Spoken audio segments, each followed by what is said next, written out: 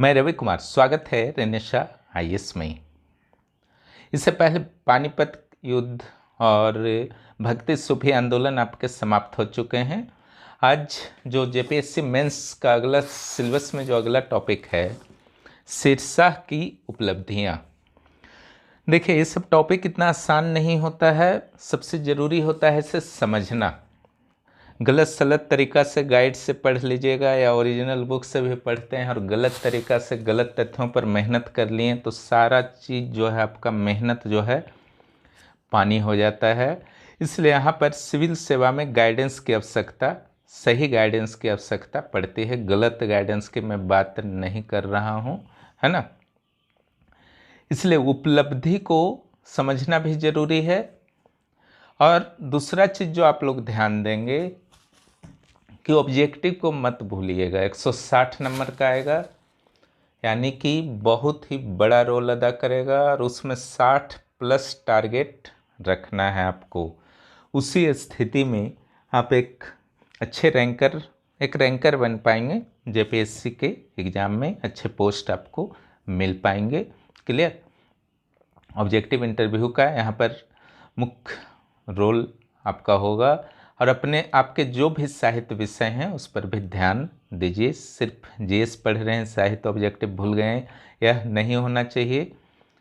और मैं धीरे धीरे डाल रहा हूं, जैसे भी समय मिल रहा है। और पर्सनल गाइडेंस चाहिए तो 9661163344 पर आप मैसेज कर सकते हैं। ज़रूरी हो तो कॉल भी कर सकते हैं, 9661163344।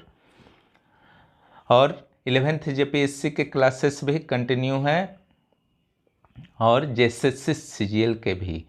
जेएसएससी सीजीएल जो है वह आपका टेस्ट मोड में है। हालांकि कुछ कुछ नोट्स दिए जा रहे हैं आवश्यकता अनुसार, लेकिन और मुख्य रूप से टेस्ट मोड में होगा, जिसमें साहित्य नहीं होंगे और जेपीएससी मेंस में भी साहित्य नहीं होंगे। चलिए हम लोग क्लास को शुरू करते हैं। देखिए, पहले जो है फैक्ट्स मैंने दे दिया है शेरशाह से रिलेटेड। रसब्रुक विलियम्स का कहना है यह तैमूरी खानदान का दुर्लभ सौभाग्य था कि वह अंततः अपनी विजय विरासत पुनः प्राप्त करने में सफल रहा। इसका अर्थ आप समझ ही रहे होंगे कि किस तरीके से हुमायूं को शेरशाह ने पराजित कर भारत से भगा दिया था, है ना। मुगलों का जन्म के बाद ही समापन लगभग हो चुका था, लेकिन 1545 में शेरशाह की मृत्यु ने फिर से हुमायूं को एक अवसर प्रदान किया और उस अवसर का हुमायूं ने पूरा लाभ उठाया। बाबर का एक स्टेटमेंट है, अफगान छोटी मोटी परेशानियों से घबराने वाले नहीं हैं और शेर खां बहुत चतुर है। शेर खां के सिर पर मुझे राजयोग प्रदर्शित होते हैं। बाबर खुद महान योद्धा था और उसने जब कहा था तो निश्चित रूप से कुछ तो बात होगा ना। शेरशाह भी अपने ऊपर उसका एक्सेस कॉन्फिडेंस था। शेरशाह कहता है, अगर किस्मत ने मेरा साथ दिया तो इन अनुशासन विहीन मुगलों को हिंदुस्तान से खदेड़ दूंगा।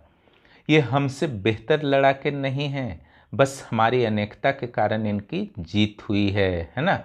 अलग अलग टाइप के जो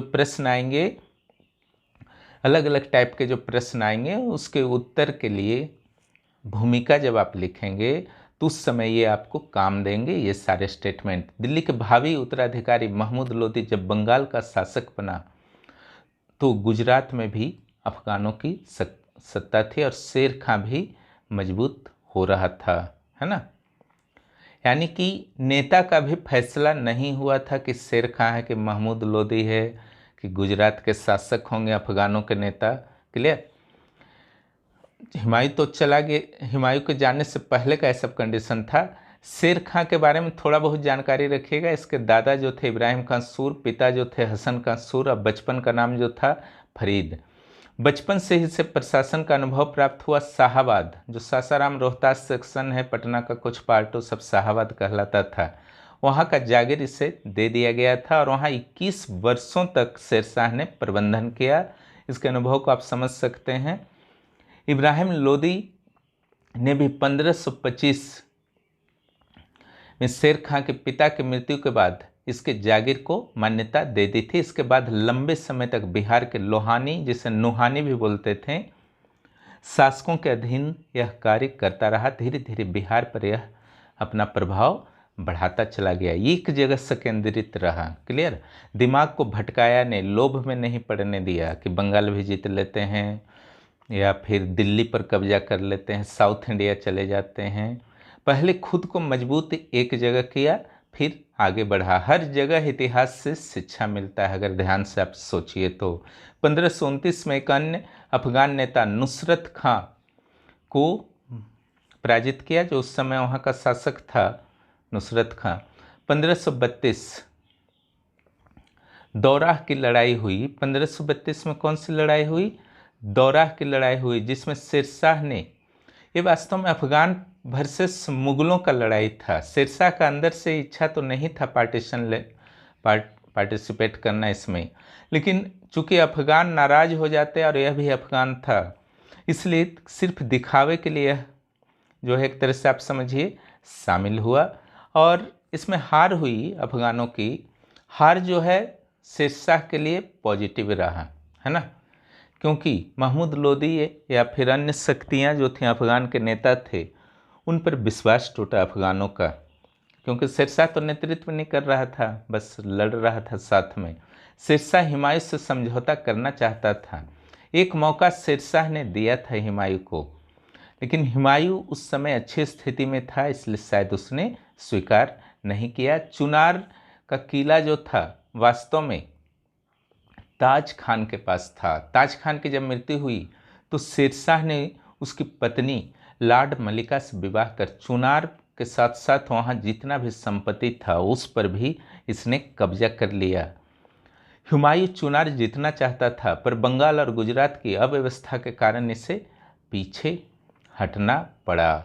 ठीक है, केवल चुनार जीतने से नहीं ना होता, वहाँ पर नियंत्रण प्रशासन भी तो देना पड़ता, नहीं तो फिर ऐसे भी शेरशाह कब्जा कर लेता। और गुजरात बंगाल तो ऐसे भी डिस्टर्ब रहा था, शुरुआती दौर था मुगलों का। इस दौरान बिहार में शेरशाह ने अपनी स्थिति और मजबूत कर ली। ये सब फैक्ट्स है, अभी नोट्स शुरू नहीं हुआ है। शेरशाह ने 1538 में जब बिहार में मजबूत पूरा हो गया तो अंततः जो अंतिम शासक था बंगाल का, महमूद शाह, गियासुद्दीन महमूद शाह, उसको पराजित कर बंगाल पर कब्जा कर लिया। ईयर जो है इसका याद रखिएगा 1538। भाइयों के असहयोग के कारण हुमायूं को चौसा या कर्मनाशा के युद्ध में हार का सामना करना पड़ा। ये डेट याद रखना है, 17 मई 1540। 10 जून 1540 को शेरशाह भारत का बादशाह बना, ये भी डेट इंपॉर्टेंट है।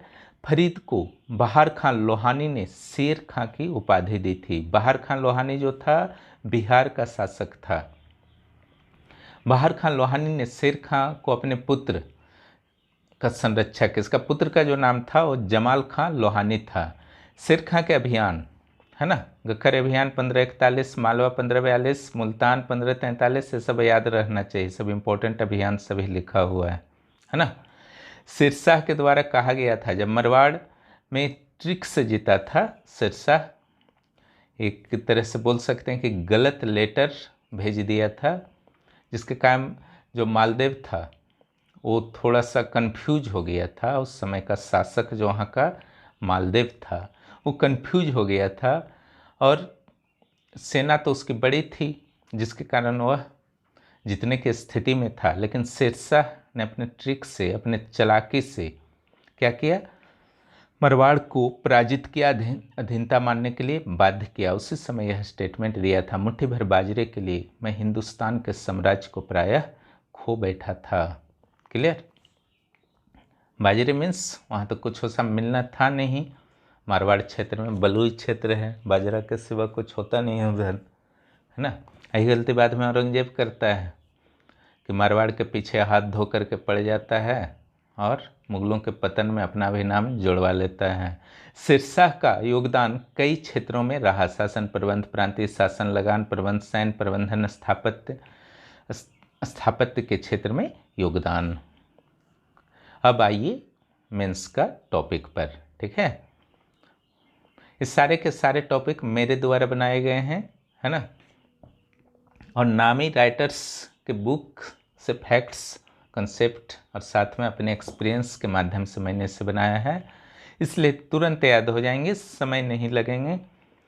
और आंसर तो लिखना एक कला है ना, उत्तर लिखना कला है, वो अच्छे डायरेक्शन में आप लिख सकते हैं, प्लस बार बार प्रैक्टिस से लिख सकते हैं। प्रेजेंटेशन अच्छा नहीं रहेगा, आपका सारा मेहनत बेकार है, पढ़ेगा ही नहीं परीक्षक, ये हमेशा याद रखिएगा। शीर्षक की उपलब्धियां का पहले अर्थ समझिए, है ना, किन किन क्षेत्रों में शीर्षक को सफलता प्राप्त हुई, शीर्षक का क्या क्या योगदान रहा, यही इन्हीं पक्षों पर आपको जो है संकेंद्रित रहना है। शीर्षक के इन्हीं पक्षों पर जो है आपको संकेंद्रित रहना है, वही उपलब्धि है। शीर्षक भारतीय इतिहास के महान हस्तियों में से शामिल है जो साधारण व्यक्ति के रूप में जन्म लिया और राजपद को प्राप्त किया, है ना। बाबर ने मुगलों से कहा था, शेर खां के सर पर मुझे क्या दिखता है, राजयोग। क्लियर। देखिए मध्यकाल था, उस समय भी कुलीन, जैसे यहाँ पर देखते हैं ना, अलग अलग पार्टी में, राष्ट्रीय स्तर के या राज्य स्तर के दलों में उसका जो मेन मेहनत करके बनाया पार्टी, उसका बेटा, फिर उसका बेटा अध्यक्ष बनता चला जाता है, तो उन लोगों के लिए आसान होता है। लेकिन जब एक गांव घर का कोई छोटा मोटा गांव का राजनीति करके ऊपर उठता है ना, और उन लोग कोई बहुत बड़ा पद प्राप्त कर लेता है, प्रधानमंत्री, मुख्यमंत्री, या कोई पार्टी को सक्सेस करा लेता है, तो उसका एक अलग नाम होता है। लेकिन जो वंशानुगत तरीके से प्राप्त कर लेते हैं, उन्होंने तो मेहनत किया ही नहीं। उसी तरीके से शेरशाह जो था वो खुद किसी भी बहुत बड़ा राजवंश से संबंधित नहीं था, न ही इस पर कोई किसी का हाथ था, है ना। इसने जो भी किया अपनी योग्यता और तलवार के बल पर किया, इसमें कोई दो मत नहीं है, पुरुषार्थ से प्राप्त किया, समझ गए ना।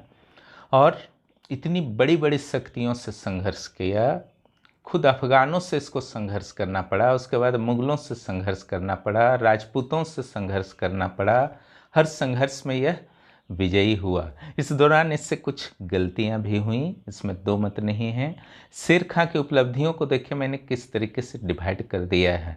प्रारंभिक उपलब्धियां, साम्राज्य विस्तार से संबंधित उपलब्धियां, प्रशासन के क्षेत्र में उपलब्धि, धार्मिक उपलब्धि, अन्य उपलब्धि, स्थापत्य के क्षेत्र में उपलब्धियां। फिर आसान हो जाता है स्टडी करना।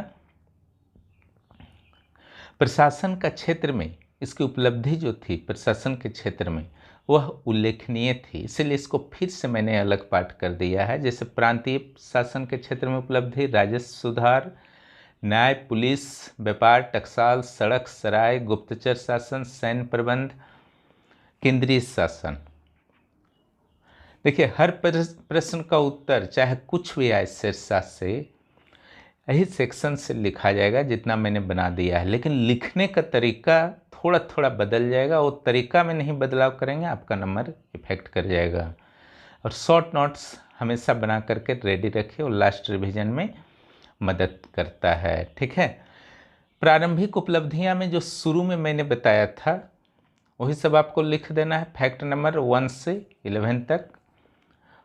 बहार खां लोहानी के काल में शेर खां की इसे उपाधि मिली थी। शाहाबाद का जागीर से अनुभव प्राप्त किया था। कुछ कुछ मेन पॉइंट वहीं से आपको लिख देना है और प्रारंभिक उपलब्धियों में शामिल हो जाएगा। शेरशाह के भय से जलाल खां, है ना, जो बहार खां का बेटा था जिसका संरक्षक बना था शेरशाह, वह भाग जाता है। तो एक रास्ता का जो कांटा था एक तरह से बोलिए वो खत्म हो जाता है।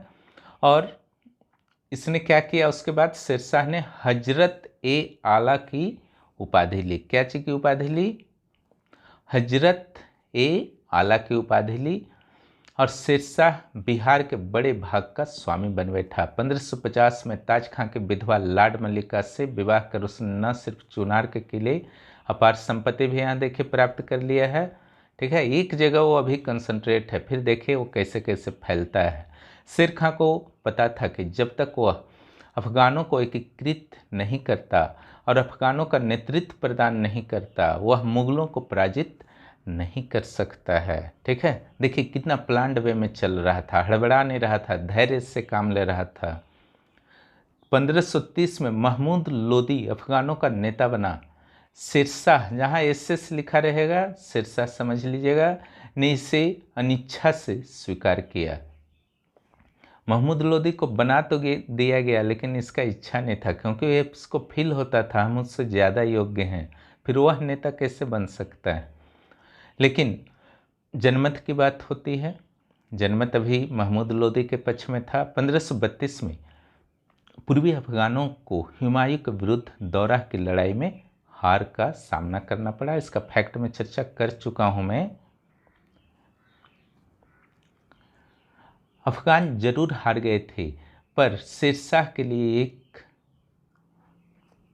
सुअवसर था, क्योंकि महमूद की जगह इसे नेतृत्व प्राप्त करने का अवसर प्राप्त हुआ। तो अफगानों को भी लगा कि चलो शेरशाह से बेहतर कोई नहीं है, अभी इसी को नेतृत्व प्रदान कर दिया जाए। इसके लिए प्लस पॉइंट हो गया। मैप पर थोड़ा सा कमांड रखिए कि आप छोटा बड़ा है ना, हर टाइप का मैप बना सकते हैं। हम मैप के आसपास के प्लेस को स्पेशियस रखना है, ताकि लेबलिंग कर सकें, नाम वगैरह लिख सकें, है ना। तो यहाँ पर जो चुनार को दिखा दिया गया है, गुजरात में बहादुर शाह था, दिल्ली को दिखा दिया गया हुमायूं था, और बंगाल में नुसरत शाह, उसके बाद गियासुद्दीन। जब शेरशाह अपना विस्तार करने वाला था उस समय यह कंडीशन था। इधर हुमायूं को जब बहादुर शाह के विरुद्ध सफलता प्राप्त नहीं हुई तो वह शेरशाह से भी समझौता कर चुनार के किले पर शेर खां के अधिपत्य को मान लिया। 1538 शेरशाह ने बंगाल के गियासुद्दीन महमूद शाह को पराजित कर उसे भगा दिया और रोहतासगढ़ के किले पर भी कब्जा कर लिया। किले हुमायूं के लिए ये घटनाएं अस्वीकार्य थी, है ना। चुनार तो दे दिया हुमायूं, लेकिन बंगाल, फिर आपका जो है रोहतासगढ़ का किला, ये देना उसके सम्मान के विरुद्ध था, उसके संप्रभुता मुगलों का एक तरह से उसके ईगो को ठेस लगा। 1538 में उसने प्लान किया कि पहले बंगाल को जीतते हैं, फिर लौटते समय बिहार को जीत लेंगे, है ना। शायद शेरशाह भी यही चाहता था, समझ गए ना। इधर शेरशाह ने हुमायूं को घेरने की पूरी तैयारी कर ली थी।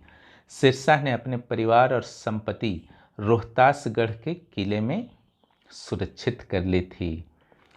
उधर हुमायूं के भाइयों कामरान और हिंदाल, इन लोग क्या करता है, सपोर्ट करने की जगह जो है बदमाशी करना शुरू कर दिया था। कामरान जो भाई था इसका, वो दिल्ली पर कब्जा कर लिया, और हिंदाल जो था वो आगरा पर कब्जा कर लिया। ठीक है, इन लोग को खुद समझना चाहिए, जब हुमायूं इन लोग चारों भाइयों में सबसे सख्त है, उसको तो वो टिक ही नहीं रहा शेरशाह के सामने, तो इन लोग दिल्ली आगरा में कितना दिन रहता है, उससे बेस्ट था अपने भाई का साथ देता, है ना। लेकिन जो होना रहता है वही होता है। इसका परिणाम रहा 1539 में चौसा के युद्ध में, और 1540 में बिलग्राम या कन्नौज के युद्ध में हुमायूं को शेरशाह ने सरलता से पराजित कर दिया। चौसा के युद्ध के बाद शेरशाह सुल्तान ए आदिल की उपाधि ले ली, है ना। अब चलिए साम्राज्य विस्तार के क्षेत्र में क्या क्या उपलब्धियां रहा। गब्बर मरामुरा बुंदेलखंड में, इसका सूत्र मैंने बना दिया है। गब्बर, ग फॉर गखर, ब फॉर बंगाल, र साइलेंट है। मरामुरा, मरा मने हो गया मालवा, रायसीन, मुरा मने हो गया मुल्तान राजस्थान, बुंदेलखंड। ठीक है, इस ढंग के ट्रिक्स वगैरह बना लीजिएगा तो याद रह जाता है, एग्जाम हॉल में ज़्यादा तनाव नहीं होता है। पीटी में तो काम देता ही है, मुख्य परीक्षा में भी हाथ का स्पीड कभी नहीं रुकता है, प्रैक्टिस भी करना है, सूत्र केवल बनाने से नहीं होता है। अब आइए यहाँ पर, जैसे ये शासक बनता है, बादशाह बनता है, मुगलों की तरह बादशाह बनता है, सुल्तान ने बनता है, दिल्ली राजधानी हो गया। इधर से मुगल अटैक का भय बना हुआ था, क्लियर। इसलिए रोहतासगढ़ नामक दुर्ग यहाँ पर बनाता है। पाकिस्तान वाला रोहतास से बिहार वाला रोहतासगढ़ ने ही शेरशाह बनाया था, और ये रोहतासगढ़ जो है पहले से था। क्लियर? तो 2 ठो रोहतासगढ़ का दुर्ग था उस समय, याद रखिएगा। एक सिरसा बनाया था, एक पहले से था। गख्खर कबीले मुगलों के सहायक थे। सबसे टेंशन था इसका गख्खर कबीला, है ना। और गख्खर कबीला का निवास इस जगह, इस सब क्षेत्र में था। अब मुगलों के प्रति भक्ति रखते थे, इसलिए उसके विरुद्ध एक्शन लिया था और उनको नियंत्रण में रखा। बंगाल में जो गियासुद्दीन महमूद शाह को हरा के भगाया था, उसका दामाद था खिज्र खां। वो स्वतंत्रता की घोषणा करने का प्रयास कर रहा था, तो वहाँ पर अटैक किया और बंगाल को शेरशाह ने जीत करके वहाँ पर क्या करता है कि एक नया व्यवस्था बनाता है ना। इसमें सिकदारों पर नियंत्रण के लिए तो वहाँ पर 16 परगना में बांट दिया। कितना परगना में बंगाल को बांटा? 16। और प्रत्येक परगना में एक सिकदार नामक अधिकारी की नियुक्ति की। उनके पास छोटे छोटे फोर्स रहते थे और सबका जो हेड होता था वो अमीर बंगाल होता था। तो इस तरीके से विकेंद्रीकरण कर दिया, एक जगह सेना को नहीं रहने दिया ताकि विद्रोह की सिचुएशन ना बने। बादशाह के बाद कादिर खां, बहादुर शाह के बाद मालवा में क्या होता है, ये एमपी में है ना। तो पहले जो है ये था गुजरात का शासक बहादुर शाह के द्वारा जीता गया था, लेकिन जब बहादुर शाह की मृत्यु हो जाती है 1537 में, तो वहाँ कादिर खां जो था शेरशाह का प्रबल विरोध मालवा में कर रहा था। और कादिर शाह हुमायूं के ज़्यादा प्रभाव में था, हुमायूं के प्रति सहानुभूति रखता था। इससे शेर खां को डर था कि कहीं हुमायूं के प्रभाव में ना आ जाए या मालदेव के प्रभाव में ना आ जाए। मालदेव भी एक बहुत बड़ा प्रॉब्लम था शेरशाह के लिए, मारवाड़ का शासक, है ना। और दूसरा अकबर। इसलिए यहाँ पर ग्वालियर का अभियान किया और रणथंभौर का किला जीत लिया। उसके बाद आता है 1543 का रायसीन अभियान।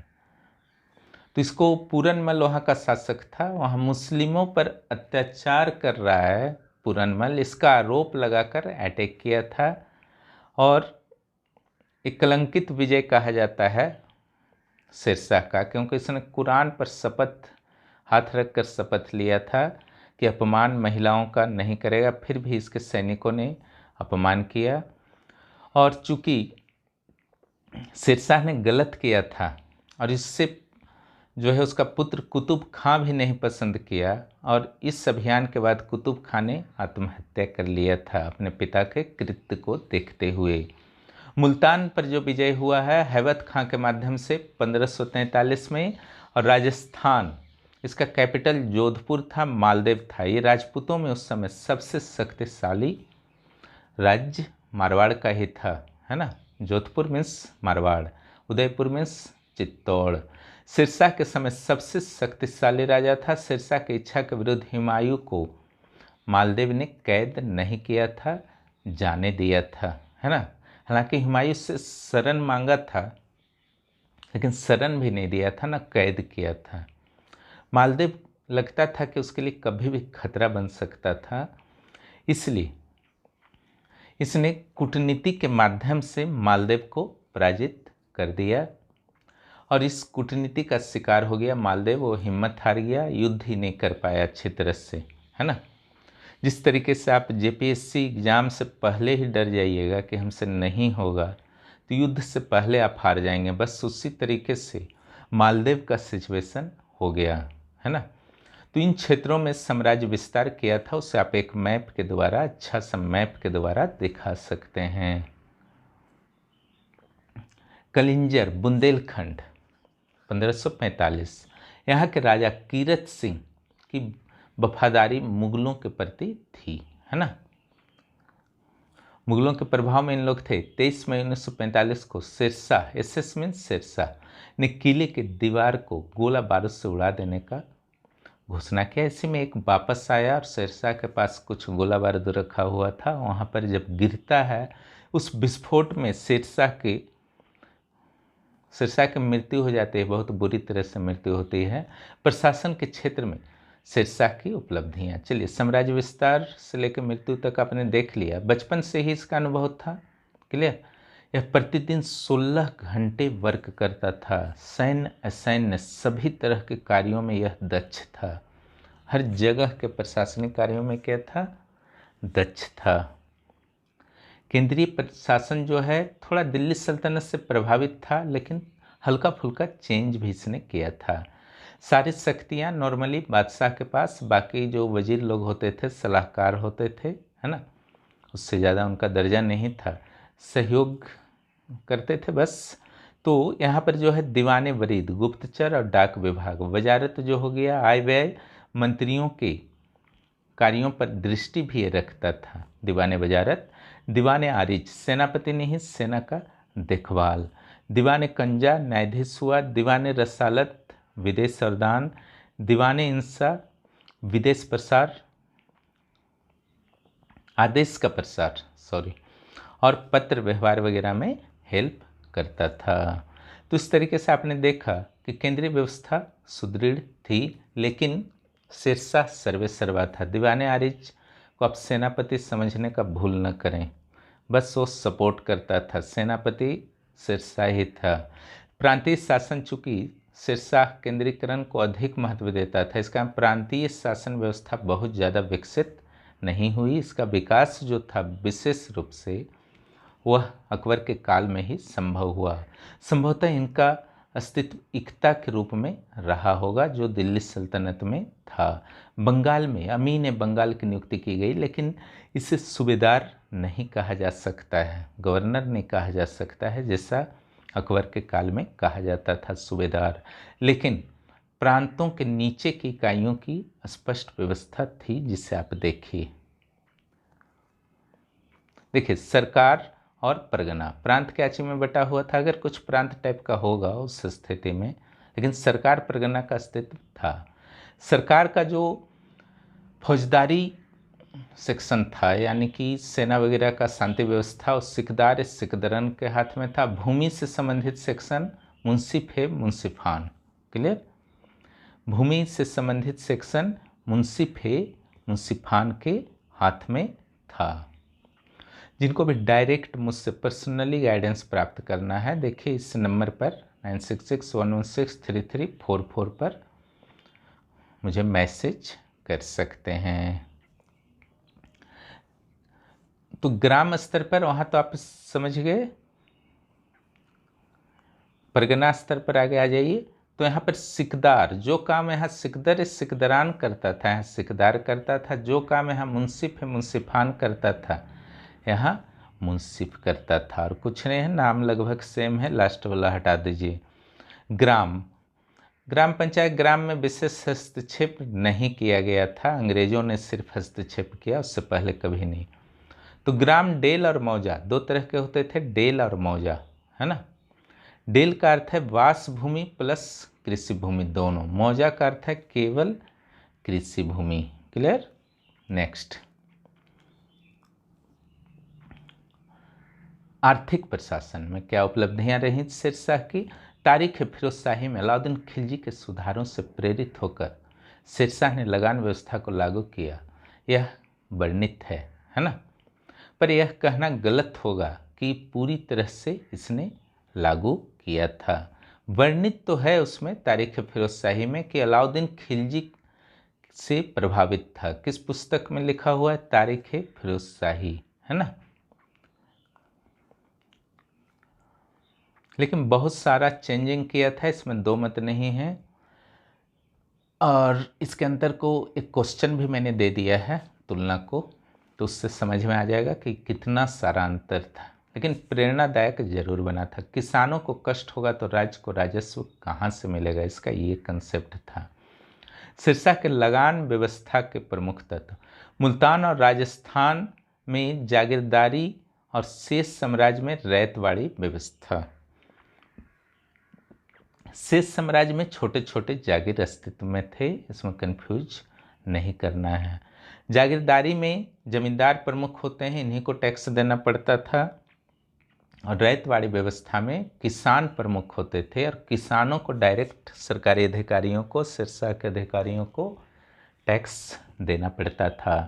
भूमि को 3 भागों में विभाजित किया था अपनी लगान नीति के तहत, है ना। क्या क्या? अच्छी, मध्यम और बुरी।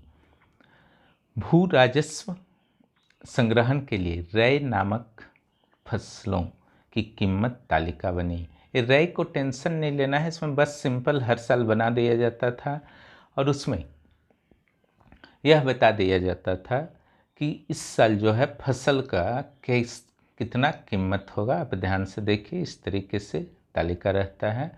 चूँकि अगर कोई देना चाहे पैसा के रूप में तो चावल, गेहूं इत्यादि का कितना दाम जोड़ेगा, तो ही रय के आधार पर दाम जोड़ा जाता था। खेती भूमि का मापन होता था श्रेणी के अनुसार। 33 से 50% तक लगान लिया जाता था। 33 से 50% तक लगान सिक्के या गल्ले के रूप में लिए जा सकते थे। सिक्के मने नगद, गल्ला मने अनाज के रूप में। नकदी परिवर्तन है तो स्थानीय मूल्य को महत्व दिया जाता था, लेकिन शीघ्र नष्ट होने वाली वस्तुओं का लगान नकदी में ही देना था। अब दूध है, सब्जी है, वे सब लेकर के गवर्नमेंट क्या करेगा, इसलिए उसका नकदी में ही देना था। वर्ष में 2 राउंड में, माने 2 किस्तों में लगान दिया जा सकता था। किसानों को पट्टा मिलता था जिसमें किसान के भूमि का वितरण, किसान का नाम, लगान दर इत्यादि विवरण रहता है। बदले में किसान भी कबूलियत देते थे। CNT SPT में पढ़े थे ना, जमींदार काश्तकार, उन लोग भी देते थे इसी तरीके से एक दूसरे को। किसानों की जमीन मापन करने वाले, लगान वसूली करने वालों की जरिमाना या मुहसिलाना प्रदान किया। ये 2.5 से 5%। टोटल प्रोडक्शन का कितना होता था? 2.5 से 5। और सरकारी गोदामों के लिए आपातकालीन सिचुएशन के लिए 2.5% तक का जो है दिया जाता था, लिया जाता था किसानों से। टोटल प्रोडक्शन जितना भी हुआ तो दोनों में 2.5-2.5 याद रखिएगा। थोड़ा सा कभी कभी 5% तक जाता था। सिरसा ने लगान निर्धारण में उदारता और लगान वसूली में कठोरता का निर्देश दिया था। बहुत इंपॉर्टेंट लाइन है। लगान निर्धारण की प्रणालियाँ थी गल्ला बक्सी, इसमें बटाई, है ना। गल्ला बक्सी सिंपल है, जितना लगान है उतना बांट लिया। नसक कंकुत मुक्ताई, अगर लगान का निर्धारण किसी भी क्षेत्र में दिक्कत हो रहा है तो नसक कंकुत मुक्ताई का यूज होता था। उस साल कैसा फसल हुआ है, एवरेज अनुमान बता दिया जाता था कितना टैक्स जो है आपको देना है। नगदी या जब्ती, इसके लिए कुछ विशेष विधियां थी, है ना। बहुत लंबा प्रक्रिया से लगान का निर्धारण होता था। ये थोड़ा जटिल प्रणाली था जब्ती प्रणाली। भूमि की माप के लिए सिरसा के द्वारा सिकंदरी गज का प्रयोग किया गया, जो 32 इंच या 31 अंगुल का होता था। 32 इंच या 31 अंगुल का होता था। सिरसा युद्ध के दौरान भी कृषि को हानि नहीं होने देता था। देखिए किसान को कितना ये महत्व देता था। दोष क्या था इस लगान व्यवस्था का? अच्छा और खराब भूमि दोनों में लगान बराबर लिया जाता था। मुहसिलाना जरिमाना के रूप में 2.5% से 5%। नगदी परिवर्तन की व्यवस्था मुगलों की तरह नहीं थी, मैंने कई खामियां थी, आसानी से परिवर्तन करना मुश्किल हो जाता था। जागीरदारों के अधीन किसानों को कोई लाभ, जो जागीरदारी भूमि में रहते थे किसान, उनको तो लाभ हुआ ही नहीं, है ना, क्योंकि जागीरदारी क्षेत्र में यह लागू नहीं था। कर्मचारियों में अत्यधिक भ्रष्टाचार, हालांकि स्थानांतरण प्रणाली को अपनाया था लेकिन भ्रष्टाचार को नहीं रोक सका पूरी तरह से। जमींदारों को सिरसा समाप्त नहीं कर पाया, लेकिन 10-20 वर्षों तक जीवित रह जाता तो शायद जमींदारों को भी यह समाप्त कर देता। फिर भी सिरसा की लगान व्यवस्था अलाउद्दीन की अपेक्षा बेहतर थी, इसमें दो मत नहीं है। एके ने, एके मीन्स अलाउद्दीन खिलजी ने द्वाब में 50% तक कर लिया था। अधिकांश मामलों में एसएस ने 33% ही टैक्स रखा था, इसे इसका भी 33 से 50% तक टैक्स था। न्याय प्रशासन, सुल्तान अल कदल की उपाधि ली, है ना। बुधवार की शाम को यह न्याय के लिए बैठता था और इस काम में मुंसिफ मुंसिफान सिकदर सिकदरान जो हैं हेल्प करते थे सरकार स्तर पर, है ना। और मुंसिफ मुंसिफान दीवानी मामलों, भूमि उमी, है ना, और सिकदर सिकदरान जो है फौजदारी मामलों, मारकाट, हत्या, है ना, लड़ाई झगड़ा, सब फौजदारी में आता है, सबका थोड़ा कड़ा दंड होता है। धर्म और धन के आधार पर वह न्याय नहीं करता था। इस मामले में वह निष्पक्ष, कोई भी किसी धर्म का रहे, जाति का रहे, उसको ध्यान में शिक्षा नहीं। अच्छा था। पुलिस का कार्य स्थानीय सैन्य और सैन्य अधिकारी करते थे। स्थानीय उत्तरदायित्व का सिद्धांत, इसका अर्थ था कि कोई भी है अधिकारी और उसके क्षेत्र में चोरी होता है तो उसी को आरोपी बनाया जाएगा और उसको दंडित किया जाएगा। हत्या हुआ तब तो मृत्युदंड भी इन अधिकारियों को मिल सकता था। बहुत ही कड़ा दंड था, इसलिए अपराध जो था रुक गया। इसलिए कहा गया कि अगर एक वृद्धा भी सोने से भरी हुई टोकरी को भी लेके जाती है तो उसको भी कोई खतरा नहीं था। इतना कानून व्यवस्था इसने अच्छा कर लिया था, समझ गए ना।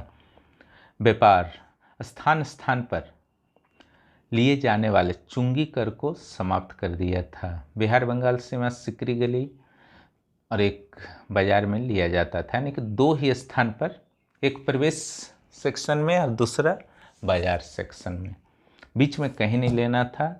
उसके अलावा व्यापारियों के लिए सड़क सुरक्षा और सराय का इंतजाम रेस्ट के लिए था। सिक्का, सोना चांदी तांबा का सिक्का प्रयोग किया था। सरफे 167 ग्रेन का, रुपया 180 ग्रेन का, जो 1835 तक अंग्रेज काल तक चला। 1 रुपया जो होता था वह 64 दाम का होता था। केवल ये सड़क बनाया ही नहीं, उसके दोनों ओर छायादार वृक्ष, फलदार वृक्ष लगाया कि छाया भी मिले और फल भी खाने को मिले। ठहरने के लिए सराय, 1700 सराय बना दिया था जो प्रत्येक 2 कोस पर अवस्थित थे। समझ रहे हैं ना, आज का होटल टाइप का। देखिए सड़क जो है एक सोनार गांव से अटक, अटक मीन्स पेशावर, सोनार गांव में यहाँ जो आगरा पड़ता है, यहाँ दिल्ली पड़ता है, आगरा से जोधपुर चित्तौड़, है ना, और एक सीधे साउथ की ओर बुरहानपुर जाता था, एक लाहौर से मुल्तान। ठीक है, तो सड़क व्यवस्था भी सोच समझ के इन्होंने किया था। और जीटी रोड जो आप जानते हैं यही सिरसा के द्वारा ही बनाया गया था। गुप्तचर व्यवस्था को अगर आप देखिए तो सिरसा ने यहाँ पर विशेष ध्यान दिया था। प्रत्येक सराय में सूचना देने हेतु 2-2 घोड़े रखे जाते थे जिस पर बैठ के संदेशवाहक जो है जाते थे और बहुत ही तीव्र गति से इस कार्य को कराने का प्रयास किया जाता था। सुन्नी मुस्लिम था और इस्लाम के सिद्धांतों को ईमानदारी पूर्वक पालन करता था। इसके भोजनालय का व्यय 500 असरफी था। हर दिन भोजनालय जो है वो खाना वगैरह देता था। जोधपुर में कुछ मंदिरों को तोड़ना और पूरनमल के साथ व्यवहार को छोड़कर सिरसा धार्मिक रूप से सहिष्णु कहा जा सकता है। स्थापत्य के क्षेत्र में अगर उपलब्धियों को आप देखें तो गग्खर क्षेत्र में एक नया रोहतासगढ़ दुर्ग बनाया था। कन्नौज के पास सिरसूर नामक नगर बसाया था और पुराने किले की मस्जिद जो इंडो इस्लामिक स्थापत्य का उदाहरण है वह भी निर्माण कराया। दिल्ली में सर्वश्रेष्ठ निर्माण जो माना जाता है सासाराम में सिरसा का मकबरा। कनघम तो इतने प्रभावित हैं इस मकबरे से कि ताजमहल से भी सुंदर इसे बता देते हैं। क्लियर। सैन्य क्षेत्र में भी अच्छी खासी उपलब्धि दर्ज की थी शेरशाह ने। अलाउद्दीन खिलजी से प्रभावित, समझ गए ना, ये किससे प्रभावित था इस क्षेत्र में भी? अलाउद्दीन खिलजी से। यह प्रांतीय सूबेदारों के भरोसे नहीं रहा। सेना को अपने अंडर में रखना था, स्थायी सेना रखना था, परमानेंट आर्मी, वेतन देना था। इसलिए 1.5 लाख घुड़सवार रखा था, 25,000 पैदल, 500 हाथी। हाथी के बिना काम चलने वाला नहीं था भारत में, है ना। ऐसे प्रतिष्ठा का ज़्यादा प्रतीक होता था हाथी। घुड़सवारों में मुख्य रूप से अफगान थे। अन्य जितने भी सेना थे उसमें मुस्लिम हिंदू भी शामिल थे। सैनिकों को नगद वेतन जबकि सरदारों को जागीरें प्रदान की जाती थी। अलाउद्दीन खिलजी के दाग और चेहरा प्रथा को इसने अपनाया। कौन कौन प्रथा को? दाग और चेहरा प्रथा को। इसके बारे में बहुत बार चर्चा मैं कर चुका हूँ। दाग प्रथा जो है, घोड़े हाथी को लगाया जाता था राजकीय चिन्ह का निशान गर्म सिक्के से पीछे साइड में, और चेहरा प्रथा में हुलिया लिखा जाता था सैनिकों का, ताकि गलत लोग ना आ जाएं। 16 बड़ी बड़ी सैन्य चौकियां और लाखों छोटे छोटे सैन्य चौकियां इसने बनवा दी थी।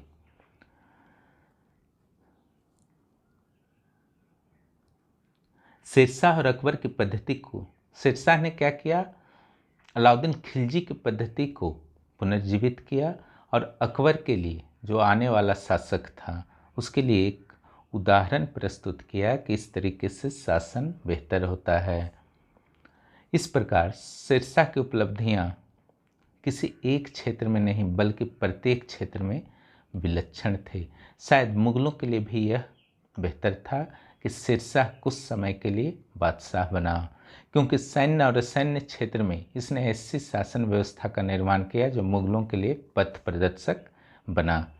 ठीक है, कहा जाता है जो होता है अच्छे के लिए होता है, उसी के अंतर्गत यह स्टेटमेंट लिखा गया है। तो ये था आपका शेरशाह का नोट्स। ठीक है, डिटेल नोट्स शेरशाह की उपलब्धियाँ हैं। आशा है इससे आपको काफ़ी लाभ होगा। चैनल से जुड़े रहें, दोस्तों को भी चैनल के बारे में बताएं। यहाँ पर उत्कृष्ट सामग्रियाँ निरंतर जेपीएससी जैसे सीजीएल के लिए वर्तमान में दी जा रही है। नेक्स्ट ईयर से आईएएस के क्लासेस भी शुरू होंगे। वीडियो देखने के लिए बहुत बहुत धन्यवाद।